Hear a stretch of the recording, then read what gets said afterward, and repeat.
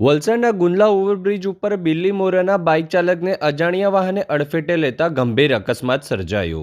વલસાડના Gundlav national highway number 48 ઉપર બનેલી અકસ્માતની ઘટનામાં બિલ્લીમોરાના જવાહર રોડ ઉપર રહેતો 32 વર્ષીય રાહુલ કિશોરભાઈ ગુલાની અતુલ એક્સિસ બેંકમાં કામ પતાવી પોતાના ઘરે જવા બાઇક નંબર GJ21F5206 પર નીકળ્યા હતા.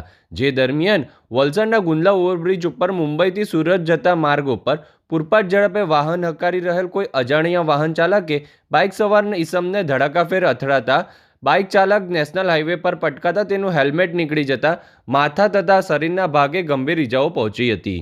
અકસ્માતની ઘટના બનતાની સાથે જ રાહદારીઓ તાત્કાલિક ઘટના સ્થળે દોડી આવ્યા હતા. ટ્રાફિક રોકી ઘટનાની જાણ 108ની ટીમને કરી હતી. ઘટનાની જાણ થતાં 108 એમ્બ્યુલન્સના પાયલોટ બિપિન પટેલ અને ઈએમટી માનસી પટેલ તાત્કાલિક ઘટના સ્થળે દોડી આવ્યા હતા અને ઇજાગ્રસ્ત ઈસમને તાત્કાલિક એમ્બ્યુલન્સ મારફતે વલસાડની સિવિલ હોસ્પિટલમાં સારવાર અર્થે ખસેડવામાં આવ્યા હતા. સમગ્ર અકસ્માતના બનાવને પગલે નેશનલ હાઈવે પર મુંબઈથી સુરત જતા માર્ગ ઉપર ટ્રાફિક જામ સર્જાયો હતો. જોકે સ્થાનિક અને રાહદારી જાગૃત યુવાનોએ તાત્કાલિક ધોરણે ટ્રાફિક હળવો કરાવી વાહન વ્યવહાર સામાન્ય કરાવ્યો હતો.